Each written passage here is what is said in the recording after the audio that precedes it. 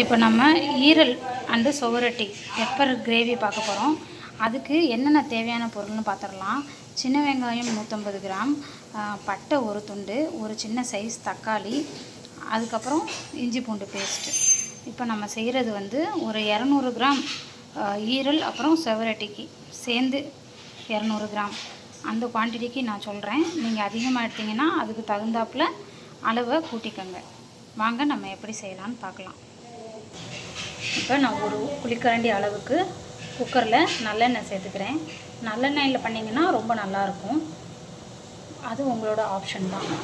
கடலை எண்ணெயில் வேணாலும் செஞ்சுக்கலாம். எண்ணெய் சூடானதும் நம்ம இதில் எடுத்து வச்சுருக்கிற அந்த ஒரு துண்டு பட்டையை சேர்த்துக்கலாம். பட்டை நல்லா பொரிஞ்சதும் சின்ன வெங்காயம் சேர்த்துக்கலாம்.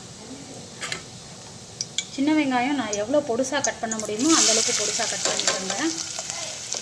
இதை சேர்த்துட்டு நல்லா கோல்டன் ப்ரௌன் கலர் வர வரைக்கும் வதக்கிக்கோங்க. இப்போ வெங்காயம் நல்லா வதங்கிடுச்சு. நான் எடுத்து வச்சுருக்கிற அந்த தக்காளியை மிக்சியில் போட்டு வச்சுருக்கேன். இதை நம்ம அது கூட சேர்த்து நல்லா வதக்கிக்கலாம்.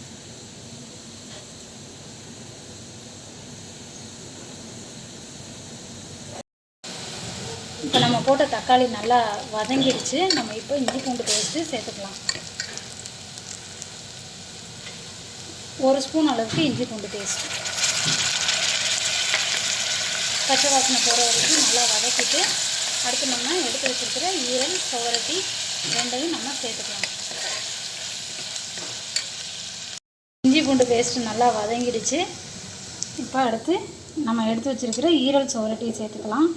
ரெண்டையுமே நல்லா பொடுசாக கட் பண்ணி வச்சுருக்கிறேன். இது சேர்த்துக்கிறோம். ஈரல் போட்டதுக்கப்புறம் நம்ம ரொம்ப நேரம் இதை வந்து வதக்கக்கூடாது. லைட்டாக ஒரு வதக்கிட்டு நம்ம சேர்க்க வேண்டிய மசாலாவை சேர்த்துக்கலாம். இப்போ போட்டு நம்ம ஒரு தடவை லைட்டாக வதக்கும் போதே இந்த மாதிரி ஒயிட்டாக ஒரு வேகம் இப்போ வெந்தது உங்களுக்கு நல்லா தெரியும்னு நினைக்கிறேன். ஈரல் பார்த்திங்கன்னா நம்ம போட்டதை விட இப்போ கொஞ்சம் நல்லா வெந்த மாதிரி தெரியுதுங்களா? இந்த ஸ்டேஜ் இருக்கும்போது நம்ம மசாலாவெல்லாம் சேர்த்துடணும். ரொம்ப நேரம் வதங்கினோம்னா ரப்பரி ஆகிடும். அப்புறம் சாப்பிடும்போது பசங்க யாரும் சாப்பிட மாட்டாங்க. ஒரு மாதிரி கடும்னு இருக்கும். இப்போ நான் வந்து ஒரு 1/4 ஸ்பூன் மஞ்சள்தூள், 1/2 ஸ்பூன் கரம் மசாலா, 1 ஸ்பூன் அளவுக்கு காஷ்மீரி மிளகாத்தூள் சேர்த்துருக்கேன். இதை ஒரு தடவை வதக்கிட்டு நம்ம ஒரு 1/2 டம்ளர் மட்டும் தண்ணி சேர்த்துக்கலாம். நிறைய நம்ம தண்ணி இதில் ஊற்றக்கூடாது. ஏன்னா நம்ம கிரேவி வந்து ரொம்ப கம்மியாக தான் செய்வோம். அதனால் 1/2 டம்ளர் ஊற்றினா போதும். உங்களுக்கு குழம்பு மாதிரி நிறைய வேணும்னு நினச்சிங்கன்னா நீங்கள் தண்ணி கொஞ்சம் கூட சேர்த்துக்கோங்க. ஓகே, இப்போ இதை வந்து உப்பு காரம் நம்ம செக் பண்ணி பார்த்துட்டு மீடியம் ஃப்ளேமில் ஒரு விசில் வச்சா போதும், சரியாக போயிடும். இப்போ நம்ம ரெடி பண்ணி வச்ச ஈரல் சுவரொட்டி கிரேவி நல்லா ரெடி ஆகிடுச்சு. நல்லா வெந்திருக்கு. உப்பு காரம் எல்லாமே கரெக்டாக இருக்குது. இப்போ நம்ம பெப்பர் சேர்த்துக்கலாம். ஃபஸ்ட்டு பெப்பர் சேர்த்தோம்னா ஒரு மாதிரி கசப்பாயிடும். அதனால் எப்பயுமே பெப்பர் கிரேவி செய்யும்போது நம்ம லாஸ்ட்டாக தான் பெப்பர் சேர்த்துக்கணும். நான் இப்போது பெப்பர் உடச்சி வச்சுருக்கேன். 1 ஸ்பூன் அளவுக்கு சேர்த்துக்கிறேன். நீங்கள் உங்கள் காரம் எந்த அளவுக்கு வேணுமோ அதுக்கு ஏற்ற மாதிரி சேர்த்துக்கங்க.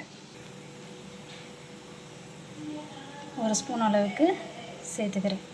சேர்த்துட்டு நம்ம இதை ஸ்லோ ஃப்ளேமில் ஒரு நிமிஷம் குக் பண்ணிக்கலாம்.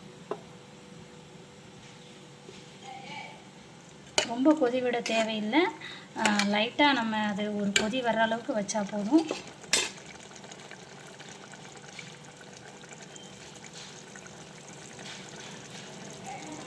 இப்போ ஒரு கொதி வந்துடுச்சு. இப்போ நல்லா வாசனை வருது. இப்போ நான் ஸ்டவ் ஆஃப் பண்ணிவிட்டு இதை வேறு பவுலில் ட்ரான்ஸ்ஃபர் பண்ணிக்கிறேன். ரொம்ப டேஸ்டான ஈரல் சுவரொட்டி பெப்பர் கிரேவி ரெடி ஆகிடுச்சு. ஹீமோக்ளோபின் ப்ராப்ளம் இருக்கிறவங்க எல்லாருமே இதை வாரத்துக்கு ஒரு நாள் செஞ்சு சாப்பிட்டிங்கன்னா உங்களுக்கு ஹீமோக்ளோபின் சீக்கிரம் இன்க்ரீஸ் ஆகும். இந்த வீடியோ உங்களுக்கு பிடிச்சிருந்துச்சுன்னா உங்கள் ஃப்ரெண்ட்ஸ், ஃபேமிலி எல்லாருக்கும் ஷேர் பண்ணுங்கள். மறக்காமல் சப்ஸ்கிரைப் பண்ணுங்கள். தேங்க்யூ.